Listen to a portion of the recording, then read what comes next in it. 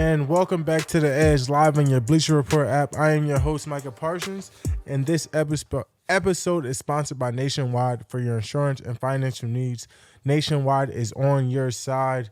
As always, drop any questions or comments in the chat, and I'll respond during and after the show.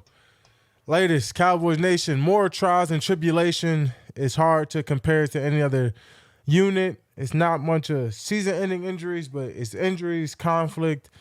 It just seems like things just can't get back clicking. It's just one of them years. And you look over the past, few years, the Bengals kind of went through it with Burrow, T. Higgins, losing O-linemen, losing key pieces. I just feel like it almost feel like it's our time. Over the last couple of years in the league, it's been, certain teams battling certain injuries. And, it just seems like injuries just kicking our butts this year, and now it just starts with our, our heartbeat of the team, our QB1, and that's, obviously Dak Prescott is going to miss a couple weeks, but what I would say is we've been here before. I've been here before. When Dak went down, was it my rookie or second year? He missed 5 games because of hand issue, and we end up going 4-1. So it's something that I'm not saying I'm used to, but it's something where, like, we've been here before. We can overcome this. We've been better. There's people that's, coming off of injuries, me, myself, DB, and, a few other players are shaking back from the injuries they had. But obviously, we got to face this. We got to overcome these challenges and, controversy and get ready to play. We got a big division rival coming up this week. And I would just say, the biggest thing is we're probably just beating ourselves for the most part. If you look at that game, obviously coulda, shoulda, woulda, but breaking down the film and watching it, look how many, false starts or, misalignments or things like that where, we could make that play. We can make that tackle. We can, just very small things that, win football games. You win football games by small margins. The fact that we lost by 6 points and, we're without, significant pplayers. We didn't play our best football. We, killed ourselves in penalties. It shows you that, the record is 3-5, but, there's a bunch of games here where you say we could have won if we done the things the right way. Obviously, missing out on key, leaders on the team. Obviously, things aren't panning out the way we want to. But, we got this great stretch of great teams coming up. Great stretch of great teams, and we got a chance. They always say it's not over till the fat lady sing, and I ain't hear her sing yet. I ain't hear her sing once yet. So you know what I'm saying? As long as I'm still alive, as long as I'm still part of this team, I'm gonna keep on fighting. Obviously, you want everyone to keep fighting, but it is what it is. Everyone's gonna keep fighting. We're gonna keep doing our thing until that fat lady sing, and that's point blank. Period. And Atlanta's a great team. Bijan obviously had a great game. He's looking more and more special. Him and Saquon have been looking so dynamic the way you've been seeing them in the pass catching game, the run game. It's just very, very special. That's a very good team. And obviously Drake London didn't finish the game. But Kirk Cousins is playing very good football right now. I said that last week. Kirk's playing great football. It doesn't even look like he tore his Achilles. He's just working back into football so well. Atlanta's a good football team. They're turning things around over there. They got a good start. They're 6-3 now. But Atlanta's a very good football team. They're leading their division. They're number 2 right now. Number 3. They sit behind Detroit and Washington. So, this is a high caliber football team, obviously a potential playoff team, and that's going to make a push. So to say that we lost by 6 points to a playoff team and we're still overcoming things, we're still battling injuries, I can't say I'm angry at that. Obviously you could be angry at the things that we messed up on, the things that we could do better on, but overall, it kind of gets you more excited. So many players getting way more reps. You look at Overshown, he's keep getting better and better. I consistently see him in the backfield. He's looking like, obviously the best linebacker on our team. So, the young guys are continuing to get better. This thing will turn around. These young guys who are getting experience that probably wouldn't have gotten this much playing time, this will pay dividends towards the future. If not this year, next year, these guys are getting very good quality reps that's going to make us a way better football team down the road. And that goes interiorly, defensive ends, linebackers, corners. This is a very positive outcome, as I would say. Like I said, we could be angry on the things we messed up on, the things that we should be better on, the penalties, the false starts. There was good tape and there's bad tape, and there were some good things shown by a lot of young guys. So, that gives us something to be excited about. And then obviously they said something about trade deadline and things like that. Honestly, I wouldn't get too excited. Your hopes up for that. Obviously with Dak down, it'll be interesting to see what trades, potential that we make. What do we add? At this point, I just want to fight with the guys. I don't think there's one particular person or thing out there that can change the whole dynamic of our roster or team that's going to get us to where we want to go. Right now, I think it's all the little things that's beating us, and that's just in general. It's just all little things that's beating us. There's nothing else. It's the penalties. It's the missed tackles. The knockback. It's the very simple things, the fundamental basic sound of football, where we're losing at. But moving on to Cowboys, obviously Saints, is kind of in turmoil after they beat us at home. They just fired Dennis Allen this morning after 7 straight losses. Where do you go with the Saints right now? Obviously, you've seen Olave and the injuries. Michael Thomas tweeting crazy. What do you do in this situation where you have such a great start and then you lose 7 straight? They lose to the Panthers. Honestly, you hate to say this, but the Panthers is kind of like the old Washington or the old Bears, where you're just like, man, if you kind of lose that game, it's like, wow, we're really, really in a bad place, because the Panthers in a bad place in terms of they don't know who their quarterback is. They don't really have a great identity of wherever you want to on their team, right? You don't know if they're a great defensive team, a great offensive team. You kind of just don't know their true identity.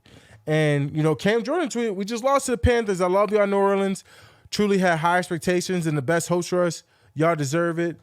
It's sad to say, right? Because Cam Jordan, obviously, he's a legend in my eyes. He's been, terrific in this league. And, I don't think this is how he wanted to go out. Obviously, the way they started, the way, they were going, it was like they were trending in the right direction, then boom, injuries. Kind of like us. There's injuries hitting them all over the place. So it's kind of sad. It just seems like the whole thing just got to blow up. Like I said, Michael Thomas is tweeting about, Derek Carr. It's kind of, it's kind of sad at this point where the Saints are at. You got this opinion of your former receivers. Then you see the Chris Olave thing. It's turmoil in New Orleans right now. And obviously they beat us, and, I don't want to hit it too hard, but where they're at in the direction, it's kind of sad because you had such high hopes for this team. They got a lot of young talent. Obviously, injuries hit them again. Their whole O-line is banged up. Their starting receiver, the fast receiver, got banged up. Now you lose Olave again to concussion. They're in one of the positions where you don't know where they're going at in their season. It's the NFL. Injuries happen, things happen, and you just can't. Some things you just can't predict. And it's just sad about everything that's going on with them right now. You kind of wish they were in a better spot, honestly, because their defense is lights out. I would say they have one of the best defensive sounded teams in the NFL. And you say if they have a better offense, if they can put up numbers, they win a lot of those football games. I would say, they're not like the Panthers, but you can say New Orleans always has a lights out defense. They always have a lights out defense. They're within margin of those games, maybe 7 points or less, 10 points or less, in majority of those games that they're losing with multiple turnovers. This is one of them teams where you're just like, man, obviously, without the injuries, that receiver, Derek Carr, you could say this team turns this around like 100%. Obviously, they're missing their whole line, so schematically limits the things that you can do, but their offense is a few players away from being a playoff team, 100%. And then you look across the league, and then you see a lot of this going on right now. Injuries after injuries, players dropping out, season-ending injuries. And you kind of wonder, is there a root from this? Obviously they're trying to implicate a bunch of things to protect players and, make sure these things don't happen. But you just can't control everything, man. Like I said, like even my incident, it was very freaky. It was a very freaky, like someone landed behind me, got pushed on top of the back of my leg as I was planting. It's just an unfortunate situation, man. And there's not much you can do about it. And you talk about, is Michael Thomas criticism fair? Honestly, you can't say, is it fair? Is it not fair? It's just about, is it the truth? At the bottom line is, people can say whatever they want, on TV, on podcasts, but is it the truth? And that's the only thing that matters. Is it the truth? And honestly, you can say part of it is true, but then you can say there's another part is true. Derek Carr is missing his whole O-line. Like, we can't say, oh, Daniel Jones don't have no one blocking for him, and then Derek Carr, it's okay. You know what I'm saying? Honestly, when you got, massive guys chasing you down and getting ready to sack you, and they're going right through your line, of course you're making panic throws. Of course you're stuttering, you're inconsistent, you're worried about what's going on in front of you. I mean, it's just the reality of it, man. You need an O-line to survive in this league. You need scheme. You need things to help you maneuver your offense. And when you just face so many injuries, so many, I would say there's partial truth. There's times where, you just got to suck it up and make the throw. But a lot of this, man, like, what more can you do as a quarterback? And, I never played the position before, but you can kind of, like, I see the difference I make, when you make guys throw the ball away, if they're worried about you're getting there in time, the left tackle's not blocking well, you see it. It's called defensive presence. As a defensive player, you kind of understand it. And, obviously, it's tough for receivers because they're dependent, right? On my job, I'm dependent on obviously the guys next to me, but I'm a lone wolf out there on the island with another guy who's on the island. Of course, oftentimes he will get help, but I gotta win my rush. So I'm dependent on my own success. Versus kind of receivers, you're dependent on your quarterback getting you the ball, so you don't always see the truth on it. And obviously the quarterback's dependent on his offensive line to block, and they haven't been doing a great job at that. And that's the truth. And most of it is due to injury. So, I can't shame Derek Carr because his circumstances and losing 3 or 4 of your starting offensive linemen. Like, is that his fault? No, it's just the nature of football. And then let's get into, Mr. Barkley. I already killed the Giants enough on here for letting him go, but it's just like, this is the Saquon Barkley that we all imagined he would be. This is the Saquon. I believe I tweeted, like, what the F when I first saw it. Like, I knew Saquon around weapons and an offensive line that could actually block in a scheme where you have a threat at quarterback, you got threats outside, you can't keep 7 in the box, what this man is capable of. I knew what it would look like. And yeah, we're about to get ready to face it. And obviously we got to put our best hat towards, and obviously they got a lot to focus on with Devontae Smith, A.J. Brown. We'll get a little bit more into later, but this guy, he's on another level, man. It's between him and, Derrick Henry for offensive player of the year. Saquon's right behind him. Barkley has, over 1,000 yards, all-purpose yards, 925 rushing, 146 yards receiving, and 8 touchdowns. And Henry has over 1,100 all-purpose yards, over 1,000 rushing, and 93 yards receiving and 13 touchdowns. Obviously, Derrick Henry's in the lead, but these is probably our 2 all-pro running backs, 2 all-pros. And people could say this is vintage Saquon, but this was always who Saquon was. Since I've known him at Penn State until now, I knew this is what he was capable of. It was honestly, for Saquon, this is a blessing in disguise, just off the strength of people are seeing what you're capable of when people appreciate you. The Giants did not appreciate him. And now the rest of the league is facing the consequences of the Giants' stupidity. This is always who he was. I don't want to say he lost his confidence, but he probably lost confidence in the system, the people that's blocking for him. I mean, what more can you say? The guy's been dynamic. He's been worth the money and more. Let's just say thank you to the Giants for their stupidity and what they accomplished in the last couple of years, because we're all facing it and we're about to face it this weekend. But this is always who Saquon's been. A confident back that can make any cut. His explosion, he's freaky on the football field. I mean, he's one-on-one. And people say, people, like, the fact that people say this has always been him. Like, I don't think there's nothing vintage about it. Like, he is just that guy.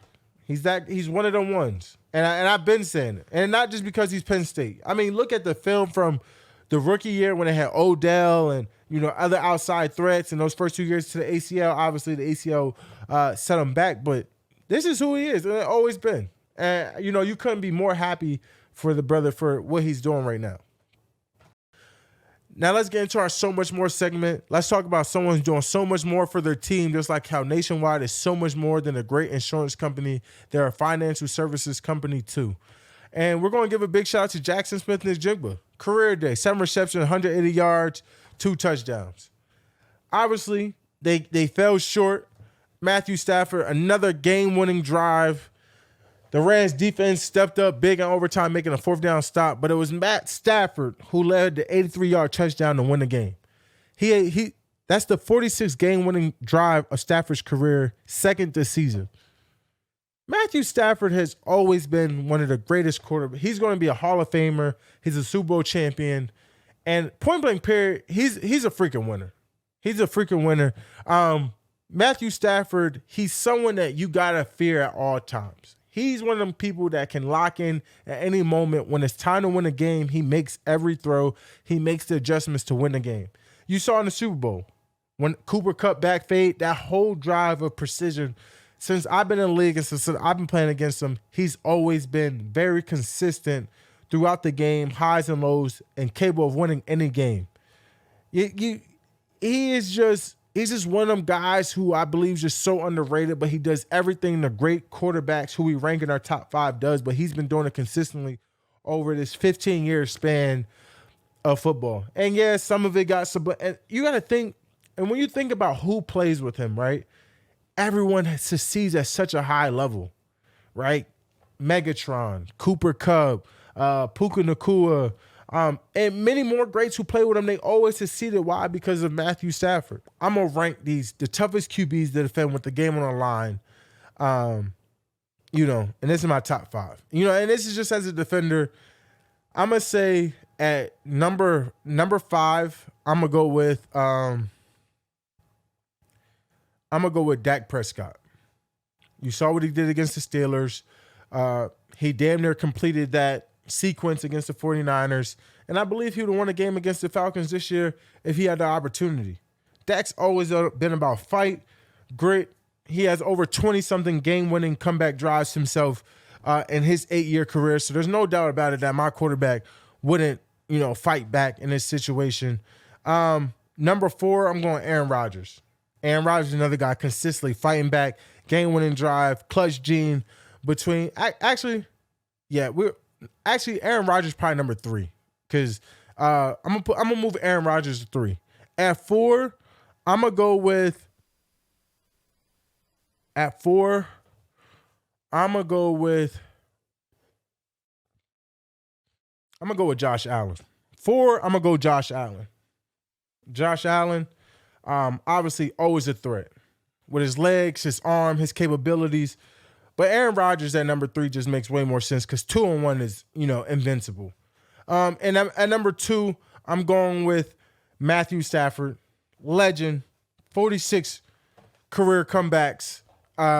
It's just not a question. And at number 1, I got to go Patrick Mahomes. His last 2 Super Bowls, obviously comeback wins. When it's time to win games, if you look at the AFC Championship against Josh Allen, when it's time to win games, there's no one better to win a game than Patrick Mahomes. I never seen a team in overtime and playoffs get way more comfortable. And you look at the sideline clips and all that, get more comfortable than when Patrick Mahomes has the football in his hands and it's time to go win the game. Point blank, I never see a team. Point blank, period. He just has that it factor. I think he has that Mahomes effect. He has that Brady gene. He just has it, man. And there's not even a question about it. And then you look at the young QBs making play. Drake May made one of the wildest plays you'll ever see in a game. With the game on the line. The clock kicked zeros, and he sent the game to overtime. I mean, when you talk about, what young guys are capable, what you want to see, the fact that he was willing to stay in his pocket, shrug off guys, elusive space awareness, and make this throw, this says a lot about the kid. His character, his grit, his heart. As a young guy coming into this league, man, it's special to see. I don't know if he's Josh Allen 2.0. I don't think there's going to be another Josh Allen, a 6'4" quarterback with probably 4.5 speed and not afraid to truck you.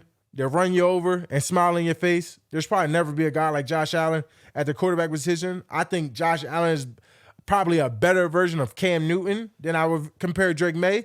But when you talk about ice in his veins and not scared, yeah, you could add that factor. But Josh Allen's a different dog. He's a different character. And, that's pointless. But, these young quarterbacks that's coming into the league between Drake May coming into the starting role, obviously had Brissett starting over him, Jaylen Daniels leading the offensive rookie of the year race, and he's the outright winner, and it's going to be unanimous. I don't even think that it's even a question. He's the best quarterback, best rookie quarterback, and he's going to be, he's in the MVP talks. He's not even in the rookie of the year. That's already established. They're a 7-2 team.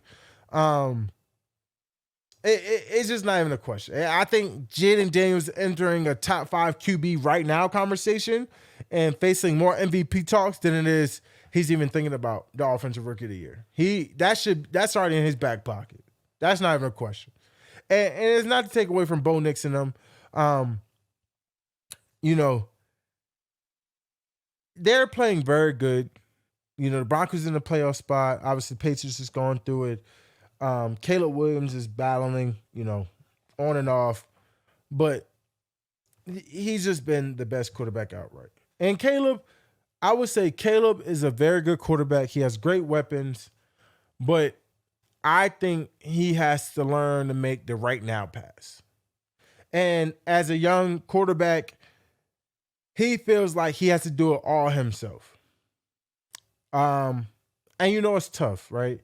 You're the number one pick. You want to make the most crazy plays. Everyone wants to be like, I just think we've been spoiled with the Patrick Mahomes effect, the Josh Allen effects, we've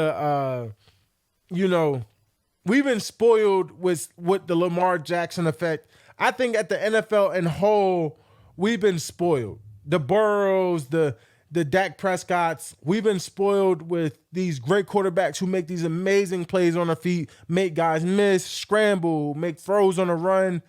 And now it feels like we're playing a video game and we got to force those plays. If the throw's not right there, throw it away. We forget who the traditional all-time great quarterbacks were. Obviously Cam Newton and Michael Vick were before ahead of the time of now with these guys right now because we thought they were one-on-ones in their day. But just being a fluent pocket passer, making the pass on time, in rhythm, when they're supposed to be there, and reading the defense and not setting your receivers up for failure. We're forgetting what a traditional quarterback is sometimes. We've been spoiled, and we think that everyone wants to trend on social media, trend across the globe. But in reality, you don't have to be that. You have to play to your assets, to your system. You don't have to do it all. And it's a shame because young quarterbacks, they see this, we see it, young kids see it, and we're spoiled by it. We see it and we're just like, wow. And we want to do those things, but do it when the time comes. We don't have to force those all the time. And I just think he just always wants to make the big play. And instead of making a play that just kind of gathers up. Continually just make a play and lead the team down. So, I would say he's playing good, but he could play a lot better. He just got to be Just make the plays that's right there. And I think it'll go a long way for him. You don't always have to extend the play and, go do more than what you have to do. Just be a good, efficient quarterback. I think that's the thing that Jaylen Daniels has been doing. He's been taking his check down. He's been taking his right now throws. And then he runs when he has to use his legs. But he's not forcing. Let's not forget what a traditional quarterback is. Like, why is Brady the odds? Brady's not feared because of his legs. He's not feared at all. You look at, the Kurt Warners. You look at Peyton Manning, Eli Manning, Dan Marino, guys who were just Super Bowl champs, Troy Aikman. Yeah, they used them when they had to, but you wouldn't put them in the Patrick Mahomes, Josh Allen, Lamar Jacksons, or the Cam Newtons. Like, let's not forget, we have as a quarterback, it's a blessing if you're above the curve of athletic ability. Amazing. But let's not forget what a true quarterback is. You're not a running back. A lot of quarterbacks just want to use their legs and showboat, and now that rushing yards is just be a traditional quarterback, bro. And I'm not saying this to Caleb Williams or to attack. This is a lot of quarterbacks. You don't always have to consistently use your legs or use them when you have to, but some of the greatest quarterbacks didn't have that. And they have multiple Super Bowls, multiple Hall of Famers at that. So it really just goes to show you that, sometimes I think we're just losing our idea of what a traditional quarterback is. And we've been spoiled by the effect of so many athletic quarterbacks in today's football game. Obviously, we're going to get into, the college segment now. And yes, I'm hurt. We took a tough loss, 20-13 to the Buckeyes, and we dropped to number 6. I think we're everything that we want. Obviously, it keeps us away from that Big Ten championship game, which hurts us a lot unless Michigan beats Ohio State, which would be great. It's just really tough, man. Obviously, we're still in playoff contention, and the season's far from over. And, I saw a lot of things bashing Coach Franklin, and there's a lot of questions. But I just say there's no way we lose that game. That defense with a pick 6, honestly, forcing a fumble on the goal line, creating a touchback. We taking points off the board, and we lose that game. It's just so hard to imagine and fathom, man. That defense played lights out. It's tough, man. It really is. Coach Franklin's a great coach. I wouldn't be here today without Coach Franklin. It just seems they just need a little bit more. Ohio State is definitely still ahead of the curve when you're talking about players that are committing there and going there. But I still think this team is better coached than Ohio State is. And it shows. It shows. Ohio State is a great team surrounded by great talent. But Penn State should have won that game. They should have won that game. And it sucks that they didn't win that game. We just got to keep getting better. The offense didn't have a great game. But it's good that we got that game under our belt because we could do better. We know we can do better, and we will be better. So, it's always we are. New celebration that hit the end zone. You look at about Amon St. Brown, Drake London. The headstand, this pick is legendary, but what is going on? You guys is getting so creative nowadays with these celebrations. Me, I grew up on, I'm just handing the ball to the ref.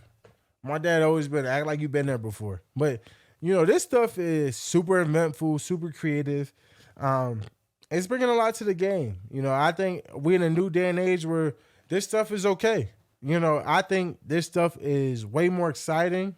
It brings flavor to the end zone. I think Justin Jefferson and Jamar Chase kind of set the trend. There's still kids gritting all over the world. So obviously anytime we could bring this type of stuff to the game, it's super impactful. It's super impactful. And, let's get straight into it. It's week 10. Obviously, we face a division matchup, the Eagles. It's going to be a great game, a home game. Cowboys Nation, obviously with this rivalry, there's no bigger rivalry than the Cowboys-Eagles. It's going down. Our home in AT&T Stadium. We haven't played great at home, But this is a great opportunity to play great at home. We did last year when the Eagles came in. It's going to be an exciting game. And obviously without our quarterback, but like I said, we've been here before. We got to protect our house, man. It's going to be an exciting game. You know, obviously their offense is pretty much still fully loaded. And we got to come ready to play. Point blank period. I can't wait to get out there. You know, obviously the Cowboys, Eagles, home, AT&T, Cowboys Nation, show up, man. We got to show up and show out. We need you. We need the energy flying through the turf, flying through the stands. We need it for all four quarters. All four quarters, no matter what happens, we need it, and I can't wait. Let's take some final questions from the chat. Derek Henry or Saquon Barkley, who would you want right now? That's a tough one, man. That's super tough. You know, right now I might take Saquon just because he does more at the backfield. You know, what Saquon does at the backfield makes him such an elite category. It's like Alvin Kamara, Saquon Barkley, and Christian McCaffrey. Them 2-3 separate themselves just because what they're capable of. They're catching passes like they're receivers. They're just so good out the backfield. Who is your favorite to win MVP right now? Honestly, my favorite is probably Jared Goff. They've been the best football team in the NFL. He's been the most efficient quarterback in the NFL. He's playing an all-time high, man. Best QBR rating. You know, he's just playing really, really good football right now. Do you think Aaron Rodgers and the Jets could really make 100%? 100%. You know, it's just they got so many new pieces and they're just trying to find ways to fit together. But you see, none of them gave up hope, man. They just keep fighting. They keep getting better. I think they do make a playoff run. I think they do make a run and they're a legitimate playoff team. So it's going to be very exciting. You know, where does the Garrett Wilson catch rank all the time? I would definitely say that's a top 5 catch. You know, in the position they were in, it was a much catch. Having that control to possess the ball. I wouldn't say it's better than Odell, but when you talk about all-time great catches in that stadium, 100% Garrett Wilson's is top 5. Top 5. That was one of the greatest catches I've seen with my own eyes. Like, wow. Like, he is a dog. Like, that's just, I'm better than you, and it doesn't matter what you do to me, I'm going to come down with this ball. And that's the energy that Aaron Rodgers needed, man. I think I saw in the interview, Garrett was just telling Rodgers, man, you ever just feel like you don't got nowhere, just throw it up. Like, the confidence that gives your quarterback, the confidence, man, they're going to make a run. They're going to make a run. When you got both of your top 2 receivers that can make impact like that, I don't see, you know, how you don't make a run. No Kirko chains in the clutch QBs. Nah, Kirko's very clutch, but this top 5, man. That top 5 is untouchable. And yeah, Kirk Cousins had one of the greatest comebacks ever against the Colts. And I'm not saying Kirko's not top 10. But I just can't put him over those guys right there, man. Just those guys right there have just been lights out. Point blank period. But I appreciate y'all tuning into The Edge with your boy Micah Parsons. I can't wait to be back on the field. It's going to be, it's just, you know, it makes me emotional, bro, because I never had to experience, you know, what I experienced this year in terms of injuries on my team and injuries with myself.